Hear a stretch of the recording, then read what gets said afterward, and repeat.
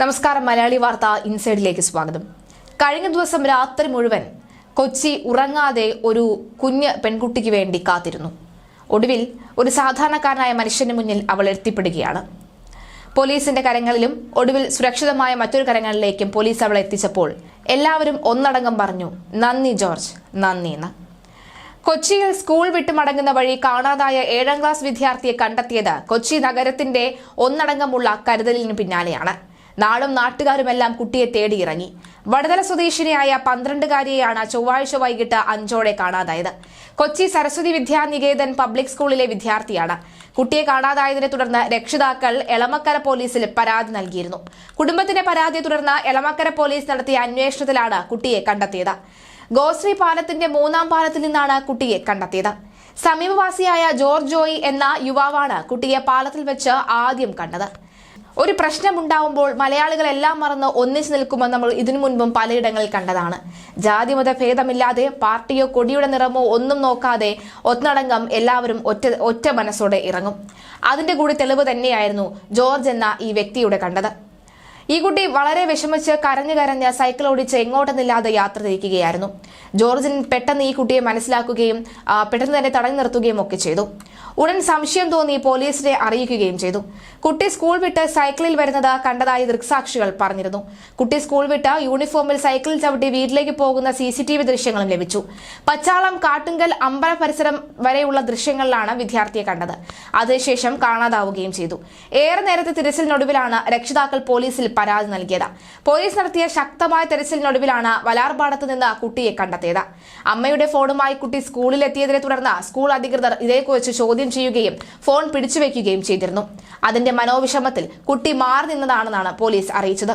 കൊച്ചി നഗരത്തിലെ വിവിധയിടങ്ങളിൽ പോലീസ് വ്യാപക പരിശോധന നടത്തുന്നതിനിടയിലാണ് കുട്ടിയെ കണ്ടെത്തിയത്. മാതാപിതാക്കളെയും ഒപ്പം കൂട്ടിയായിരുന്നു തെരച്ചിൽ നടത്തിയത്. ആശ്വാസം, മോൾ 4:30-ക്ക് എത്തേണ്ടതാണ്, എന്റെ ഫോൺ കൊണ്ടുപോവുകയായിരുന്നു. സ്കൂൾ അധികൃതർ അത് കണ്ടെടുക്കുകയും ശേഷം അവിടെ നിന്ന് വിളിക്കുകയും ചെയ്തിരുന്നു. മാതാപിതാക്കൾ വരണമെന്ന് പറഞ്ഞു. ഫോൺ ടീച്ചറുടെ പക്കൽ ഇരിക്കട്ടെ എന്ന് പറഞ്ഞു. ഇതിന്റെ വിഷമത്തിലായിരിക്കാം മോൾ വീട്ടിലേക്ക് വരാതിരുന്നത് എന്നാണ് അമ്മയുടെ പ്രതികരണം.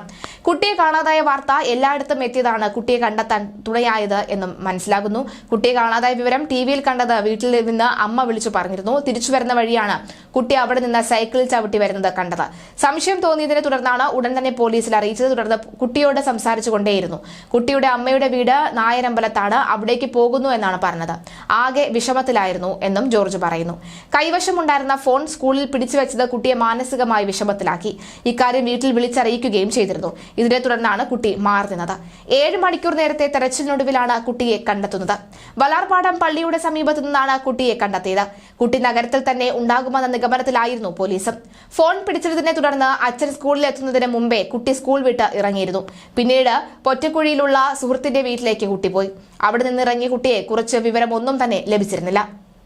ജില്ലയാകെ വ്യാപക തിരച്ചിലാണ് പോലീസ് നടത്തിയത്. KSRTC bus stand, railway station എന്നിവിടങ്ങളിലും കുട്ടിയുടെ സുഹൃത്തുക്കളുടെ വീട്ടിലും പോലീസ് പരിശോധന നടത്തിയിരുന്നു. കുട്ടി നായരമ്പലം വരെ പോയിരുന്നു എന്നാണ് പറഞ്ഞത്. കുട്ടി വലിയ വിഷമത്തിലായിരുന്നുവെന്ന് കുട്ടിയെ കണ്ടെത്തിയ ജോർജ് പറയുന്നു. കരഞ്ഞുകൊണ്ടായിരുന്നു കുട്ടി ഉണ്ടായിരുന്നത്. വീട്ടിൽ നിന്ന് അമ്മയും ഇങ്ങനെ ഒരു കുട്ടിയെ കാണാതായി എന്ന വിവരം വിളിച്ചറിയിച്ചിരുന്നുവെന്നും ജോർജ് പറയുന്നു. പെൺകുട്ടിയെ ഒറ്റയ്ക്ക് കണ്ടതോടുകൂടി സംശയം തോന്നിയാണ് പിടിച്ചു നിർത്തിയത് എന്ന് ജോർജ് പറഞ്ഞു. ടെർമിനൽ ഡ്രൈവറായ ഞാറയ്ക്കൽ സ്വദേശി ജോർജ് ജോയിയാണ് കുട്ടിയെ തിരിച്ചറിഞ്ഞത്.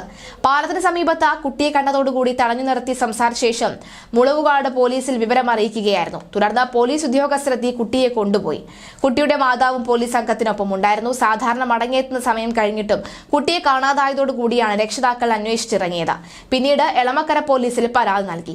സ്കൂൾ യൂണിഫോമും ബാഗും ധരിച്ച് സ്കൂളിൽ കുട്ടി പോകുന്നതിന്റെ ദൃശ്യങ്ങൾ CCTV-യിൽ നിന്ന് പോലീസ് ശേഖരിച്ചിരുന്നു. സ്കൂൾ വിട്ട് കുട്ടി സൈക്കിളിൽ വരുന്നത് കണ്ടെത്തായി ദൃക്സാക്ഷികൾ വെളിപ്പെടുത്തിയിരുന്നു. ഏതായാലും ഒരു പ്രശ്നം വരുമ്പോൾ മലയാളികൾ ഒന്നടങ്കം നിൽക്കുമെന്നതിന്റെ കൂടി ഒരു ഏറ്റവും വലിയ ഉദാഹരണമാണ് ഇന്ന് കണ്ടത്.